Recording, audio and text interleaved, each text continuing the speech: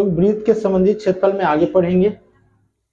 व्यास, किसी वृत्त का व्यास एक रेखाखंड होता है जो केंद्र से गुजरती है और परिधि के दोनों छोर को प्रतिच्छेद करती है। यहां ध्यान देंगे आप कि एक वृत्त मैंने ले लिया और ये क्या हो गया, केंद्र।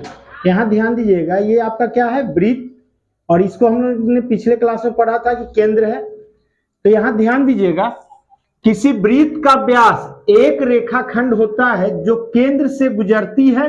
कहां से ये पास करेगी, केंद्र से। ध्यान दीजिएगा, ये कहां से पास करेगी, केंद्र से। तो ये ध्यान दीजिएगा कि वृत्त का व्यास जब भी होगी वो कहां से पास करेगी, केंद्र से, और दोनों छोर, परिधि के दोनों छोर को स्पर्श करिए। एक छोर ये हो गया, एक छोर ये हो गया। और मैंने पिछले क्लास में बताया था कि आपको जीवा, तो यहां देखिएगा केंद्र से नीचे रहेगा। अगर रेखाखंड कोई केंद्र से नीचे रहे और दोनों परिधि के छोर को स्पर्श करे, दोनों परिधि के छोर को क्या करे, स्पर्श करे, तो इसे क्या कहेंगे, जीवा। और ये क्या कहलाएगा, व्यास। अगर आपसे पूछेगा कि सबसे जो बड़ी जीवा कौन सी होगी, तो व्यास होगी। अगर किसी वृत्त में सबसे बड़ी जीवा कौन होगी, व्यास। अब हम लोग आते हैं जीवा के बारे में। वृत्त की जीवा एक रेखाखंड है जो वृत्त पर के किन्हीं दो बिंदुओं को मिलाती है। तो मैंने अभी तुरंत बताया था आपको कि दोनों छोर के, परिधि के दोनों छोर को मिलाएगी और ये केंद्र से नहीं गुजरेगी। ये ध्यान रखिएगा कि ये जो जीवा है वो आपके केंद्र से नहीं गुजरेगी। अगर ये जीवा केंद्र से गुजरती है तो उसे हम क्या कहेंगे, व्यास। किसी वृत्त का जो है सबसे बड़ी जीवा क्या होगा, व्यास होगा। अब हम लोग पढ़ेंगे वृत्त के क्षेत्र। एक वृत्त समतल को तीन भागों में बांटा जा सकता है। जैसे आप यहां ध्यान देंगे, पहला जो कहलाएगा आंतरिक भाग, दूसरा बहिर्भाग और तीसरा वृत्त स्वयं। अब यहां समझेंगे चित्र में, ये मैंने वृत्त बना दिया और इसमें जो पॉइंट आप एक क्षेत्र देख रहे हैं, ये ए लिखा हुआ आपको अल्फाबेट में दिख रहा होगा, ए जो है ये कहलाएगा आपका क्या, आंतरिक भाग।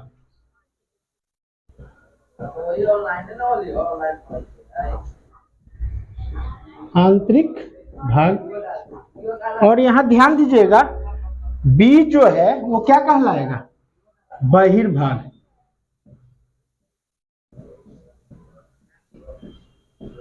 बी जो होगा वो बहिर्भाग। और यहां देखिएगा सी, जो यहां वृत्त के ऊपर एक बिंदु लिखा गया है, वो आपका क्या होगा, वृत्त स्वयं।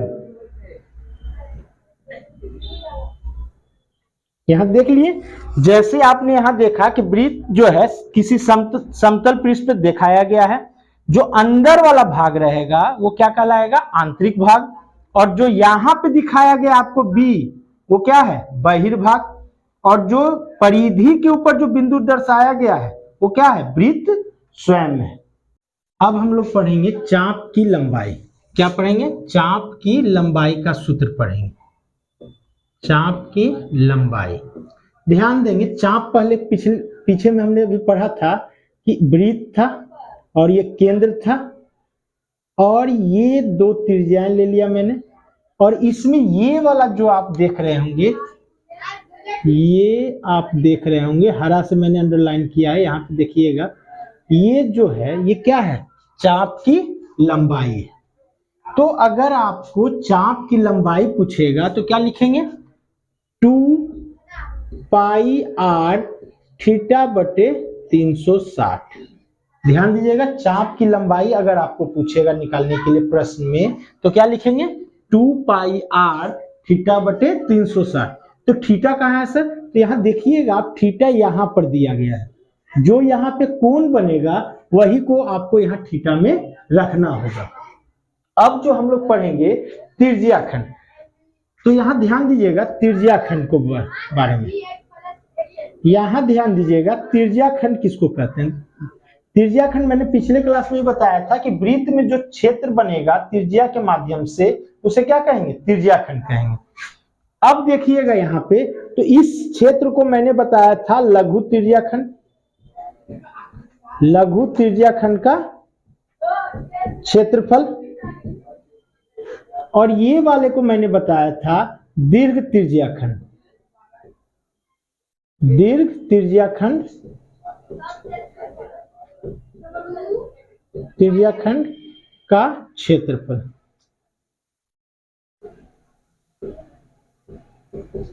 दीर्घ त्रिज्याखंड का क्षेत्रफल, और ये वाला जो हिस्सा कहलाएगा वो क्या कहलाएगा, लघु त्रिज्याखंड का क्षेत्रफल।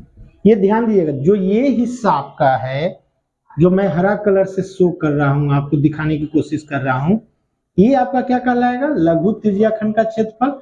और ये वाला हिस्सा जो है ये क्या कहलाएगा, दीर्घ त्रिज्याखंड का क्षेत्रफल। आपको नाम से ही लग रहा होगा दीर्घ, यहां पता चल रहा है दीर्घ माने बड़ा, और लघु मीन्स छोटा क्षेत्र। तो जो त्रिज्याखंड आपका निर्माण होगा वो किसके माध्यम से होगा, त्रिज्या के माध्यम से होगा। तो जो छोटा वाला क्षेत्र है वो आपका लघु त्रिज्याखंड का क्षेत्रफल, और जो बड़ा वाला क्षेत्र है वो आपका दीर्घ त्रिज्याखंड का क्षेत्रफल। तो अब हम लोग पढ़ेंगे, दो फॉर्मूला यहाँ पे आ गया, एक आ गया लघु त्रिज्याखंड का क्षेत्रफल और एक आ गया आपका दीर्घ त्रिज्याखंड का क्षेत्रफल। अब देखिएगा यहाँ पर लघु त्रिज्याखंड का क्षेत्रफल, लघु त्रिज्याखंड का, लघु त्रिज्याखंड का क्षेत्रफल क्या होगा, पाई आर स्क्वायर थीटा बटे 360। अब ये आर कौन सा, तो यहां देखिएगा ये जो त्रिज्या है उसी को हम लोग किससे दर्शाते हैं, आर से। त्रिज्या को ही हम लोग किससे दर्शाते हैं, आर से। और यहाँ पे जो कोण का निर्माण हो रहा है उसे क्या, किससे दर्शाएंगे, थीटा से। तो फिर से मैं रिपीट कर रहा हूं, जो आपका छोटा रचित क्षेत्र होगा त्रिज्या के माध्यम से उसे हम लोग कहेंगे लघु त्रिज्याखंड का क्षेत्रफल, और जो बड़ा रचित क्षेत्र है, ये जो क्षेत्र आप देख रहे हैं, जो यहाँ पर आप ये क्षेत्र देख रहे हैं यहां से लेकर यहां तक, ये कहलाएगा दीर्घ त्रिज्याखंड का क्षेत्रफल। तो आपको देखने से ही पता चल रहा है कि ये छोटा क्षेत्र है और ये बड़ा क्षेत्र है। तो दीर्घ का मतलब होता है बड़ा और लघु का मतलब होता है छोटा।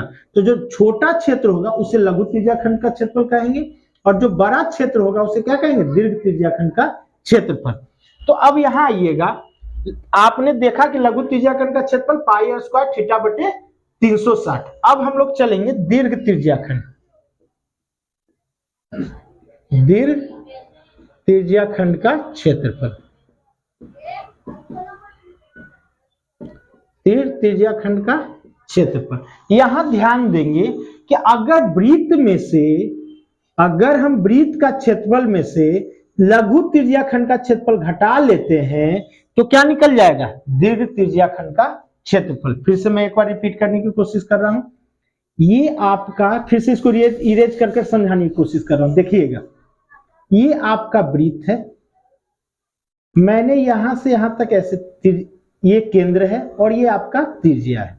मुझे ये वाला क्षेत्र निकालने के लिए कहा गया, तो मैं क्या करूंगा कि ये पूरा जो आप है आपका, ये क्या है, वृत्त है। वृत्त का क्षेत्रफल में से अगर आप, वृत्त का क्षेत्रफल में से अगर आप लघु त्रिज्याखंड का क्षेत्रफल घटा देते हैं,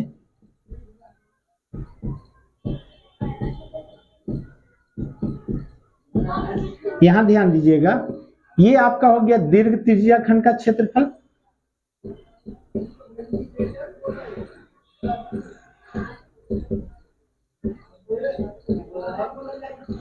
तो यहां ध्यान दीजिएगा, ये वृत्त का क्षेत्रफल में से लघु त्रिज्याखंड का क्षेत्रफल अगर आप घटा देते हैं तो आपका क्या निकल जाएगा, दीर्घ त्रिज्याखंड का क्षेत्रफल। मैं फिर से रिपीट कर रहा हूं जिससे आपको समझ में आ जाए, वृत्त का क्षेत्रफल में से लघु त्रिज्याखंड का क्षेत्रफल घटा दिया जाए तो क्या निकल जाएगा, दीर्घ त्रिज्याखंड का क्षेत्रफल। तो ध्यान दीजिएगा, मैंने बोला वृत्त का क्षेत्रफल, वृत्त का क्षेत्रफल माइनस लघु त्रिज्याखंड, इसको मैं इरेज कर दे रहा हूं,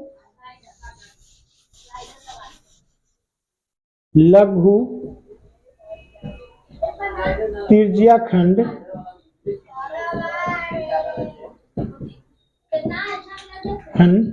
का क्षेत्रफल।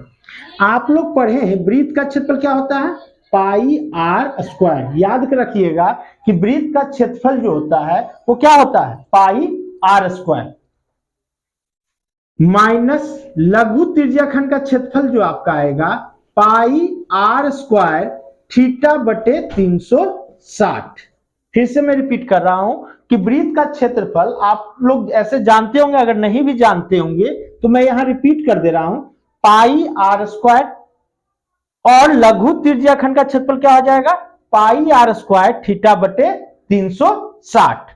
अब यहां ध्यान देंगे आप कि दोनों जगह पाई आर स्क्वायर आपका कॉमन है, तो आप क्या कीजिएगा, पाई आर स्क्वायर कॉमन ले लेंगे, यहां क्या बचेगा 1। अगर यहां कुछ नहीं बचता है तो कॉमन लेते हैं तो क्या लिखेंगे 1, माइनस का साइन देंगे। तो यहां पर आप देखेंगे कि पाई आर स्क्वायर तो आपने कॉमन ले लिया था, तो बचा यहां क्या, थीटा बटा 360। ये आपका हो गया दीर्घ त्रिज्याखंड का क्षेत्रफल। अब देखेंगे हम लोग त्रिज्याखंड का परिमिति। त्रिज्याखंड का परिमिति, परिमिति माने परिमाप। यहां ध्यान दीजिएगा कि परिमिति अगर लिखा मिले तो उसका मतलब क्या होता है, परिमाप। तो पहले मैं त्रिज्याखंड बनाकर आपको समझाने की कोशिश करता हूं। ये हो गया वृत्त और ये आपका त्रिज्या हो गया और ये आपका केंद्र। एक बार फिर से देखिएगा, ये आपका केंद्र हो गया, ये आपका त्रिज्या हो गया और ये आपका क्या हो गया, चाप, जो मैंने पिछले क्लास में बताया था, अभी थोड़ी देर पहले भी बताया था। तो अगर त्रिज्याखंड का परिमिति अगर आपसे पूछेगा तो आप क्या कीजिएगा, तो यहां ध्यान देंगे परिमिति मींस क्या हुआ, ये ध्यान दीजिएगा। परिमिति का मतलब हुआ कि ये बाउंड्री लाइन, जहां मैं हरा हरा कर रहा हूं हरा कलर से समझाने के लिए, ये देखिए ये वाला, ये बाउंड्री लाइन जो है यहां देख रहे होंगे आप, ये लास्ट यहां से ऐसे कर ये कहलाएगा त्रिज्याखंड का परिमिति, क्योंकि ये जो आपका क्षेत्र है वो त्रिज्याखंड है। तो छोटा वाला क्षेत्र को मैंने पहले ही बताया था आपको कि लघु त्रिज्याखंड कहेंगे, और जो बड़ा वाला क्षेत्र होगा उसको क्या कहेंगे, दीर्घ त्रिज्याखंड। तो अब यहां पे आप ध्यान देंगे कि अगर आप ये त्रिज्याखंड का परिमिति की बात करें तो यहां आपको 2 त्रिज्या मिल रहा है। तो क्या मिल रहा है, 2 त्रिज्या। ध्यान दीजिएगा यहां 2 त्रिज्या, यानी इसको मैं O से दर्शाता हूं और इसे A से और इसे B से दर्शाने की कोशिश करता हूं। तो मेरे पास 2 त्रिज्या है, OA और एक त्रिज्या क्या है, OB। प्लस आप यहां देख रहे होंगे चाप, तो इसको हम क्या लिखेंगे, चाप की लंबाई, चाप की लंबाई। तो लंबाई पूरा ना लिखकर इसको मैं शॉर्ट में ऐसे भी लिख सकता हूं। तो चलिए OA आपका क्या है, देखिएगा OA क्या है, आपका त्रिज्या है। तो त्रिज्या को किससे दर्शाते हैं, R से। फिर से मैं रिपीट कर रहा हूं कि त्रिज्या को हम लोग R से दर्शाते हैं। तो OA को मैंने R से दर्शा दिया, OB को R से दर्शा दिया, और चाप की लंबाई जो अभी आपने थोड़ी देर पहले पढ़ा था, क्या पढ़ा था, 2 पाई r थीटा बाई 360, यानी 2 पाई r थीटा बटे 360। अगर हिंदी में कहेंगे तो ये कहेंगे 2 पाई r थीटा बटे 360। अब यहां देखिएगा, यहां r कितना हो जाएगा, 2r।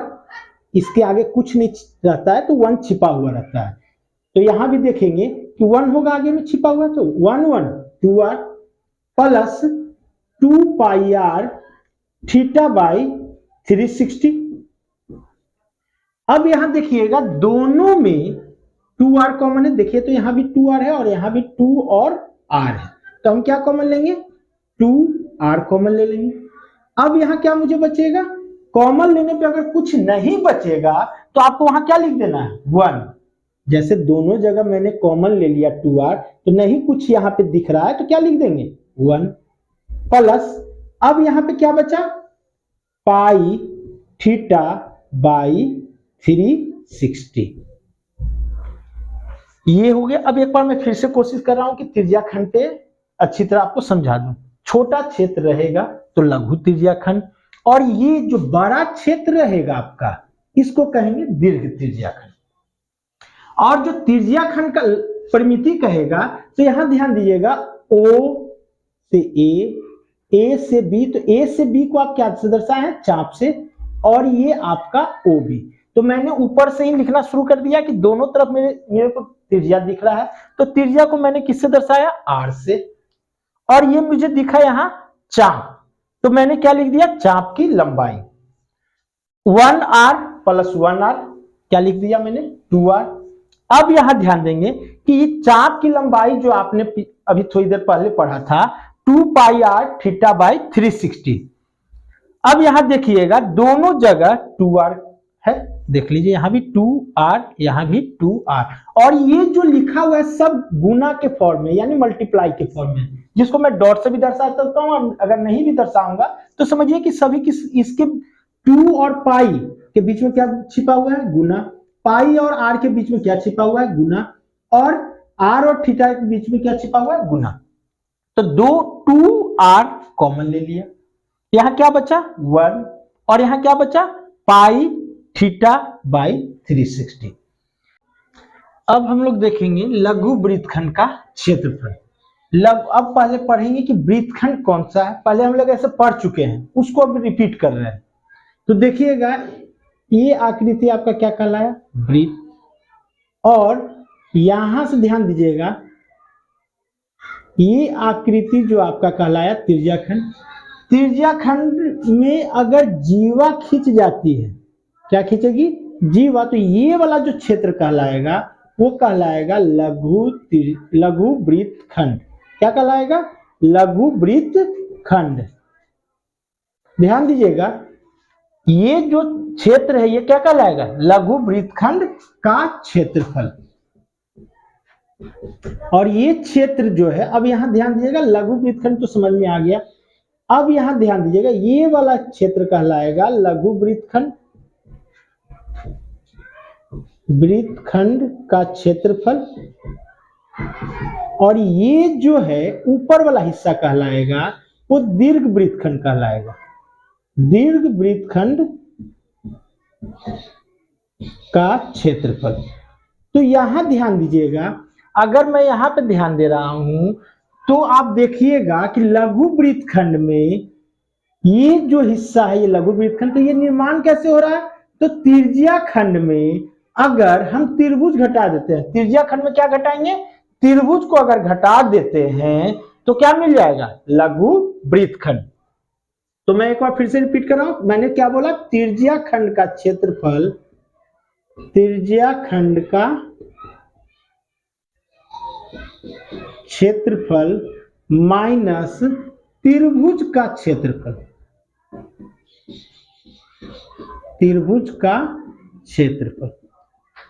समझिएगा यहां पे मैंने क्या लिखा कि त्रिज्या खंड का क्षेत्रफल माइनस त्रिभुज का क्षेत्रफल। यहां ध्यान दीजिएगा कि आपने ये जो जीवा खींचा था वो त्रिज्या खंड में ही खींचा था ना, थोड़ी देर पहले मैंने यहां फिर से मैं रिपीट कर दे रहा हूं जिससे आपको समझने में सहूलियत हो।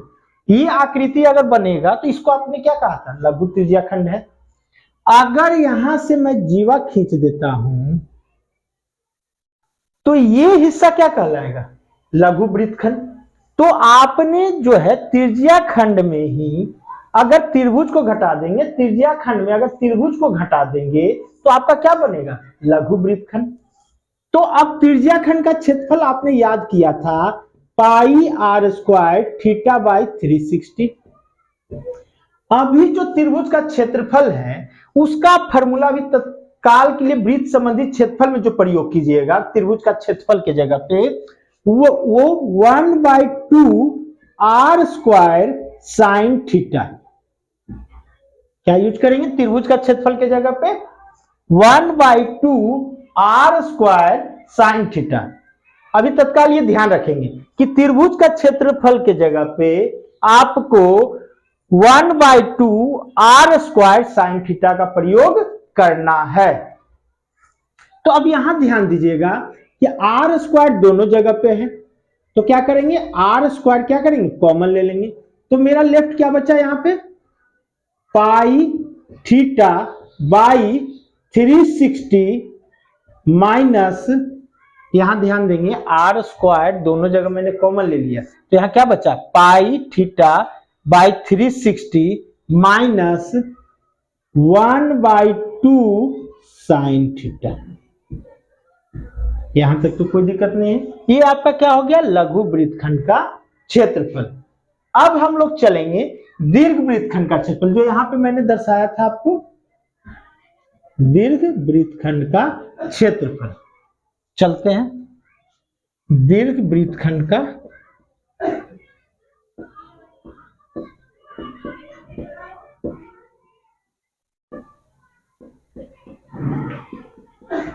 तो आते हैं यहां पे प्रश्न में, अगर मैं इस पे आइए, अगर मैं वृत्त का क्षेत्रफल में से, यहां ध्यान दीजिएगा, अगर मैं वृत्त का क्षेत्रफल में से लघु वृत्तखंड का क्षेत्रफल घटा देता हूं, देखिएगा ये जो कहलाएगा वो वृत्त कहलाएगा। मैं यहां पे समझाने की कोशिश कर रहा हूं, अगर आपका यहां से यहां तक ये अंदर वाला हिस्सा जो मैं यहां पे कर रहा हूं, तो ये क्या कहलाएगा, वृत्त का क्षेत्रफल, पूरा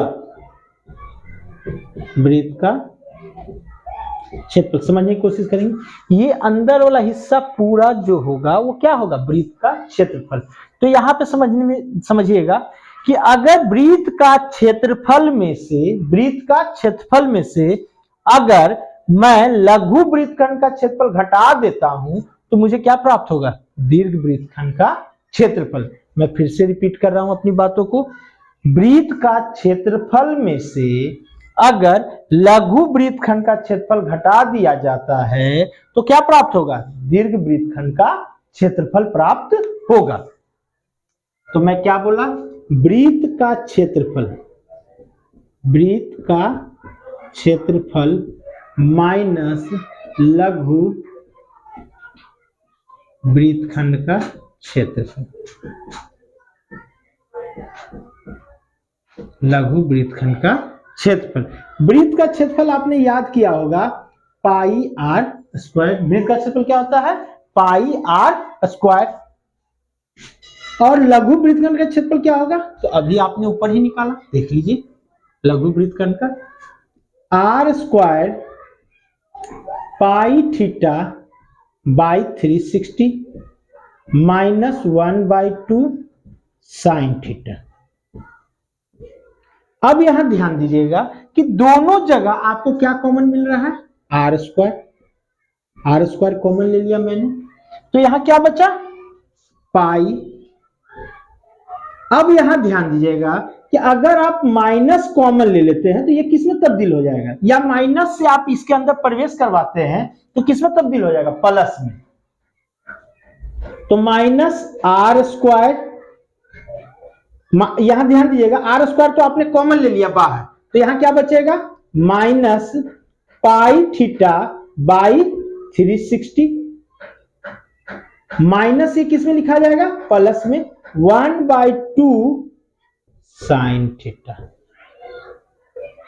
प्लस 1/2 साइन थीटा। फिर से रिपीट कर रहा हूं, यहां पे कुछ ज्यादा मैंने नहीं किया है, ध्यान देंगे, दोनों जगह से मैंने क्या कॉमन ले लिया, आर स्क्वायर कॉमन ले लिया दोनों जगह से। तो यहां क्या बचा, पाई। इसमें मैंने क्या किया, इस माइनस से मैंने इस ब्रैकेट को हटा दिया।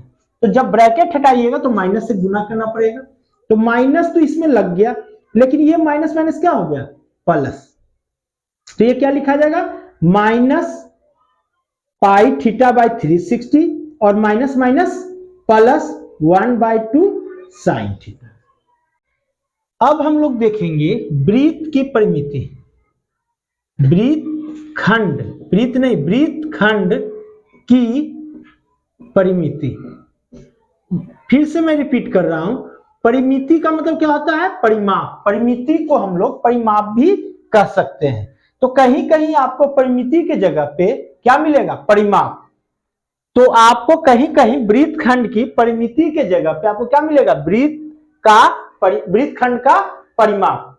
फिर से मैं रिपीट कर रहा हूं कि वृत्तखंड की परिमिति के जगह पे कहीं कहीं आपको वृत्तखंड का परिमाप भी लिखा मिल सकता है। तो अब आते हैं वृत्तखंड, एक बार बनाते हैं फिर से। ये आपका वृत्तखंड तैयार हो गया। तो ये जो आपका कहलाएगा, ये आपका कहलाएगा जीवा। तो अब इसका परिमिति, परिमिति का मतलब ये हिस्सा ध्यान दीजिएगा, यहां से लेकर यहां और यहां से लेकर यहां तक। तो इसमें क्या क्या आया देखते हैं। इसमें पहले अगर आप अगर देखेंगे तो ए से बी आपका क्या है, चाप। ए से बी ये वाला हिस्सा मैं बोल रहा हूं, ये आपका क्या है, आपका चाप। तो इसमें बीच में मैं क्या कर देता हूं, यहां पी दे देता हूं।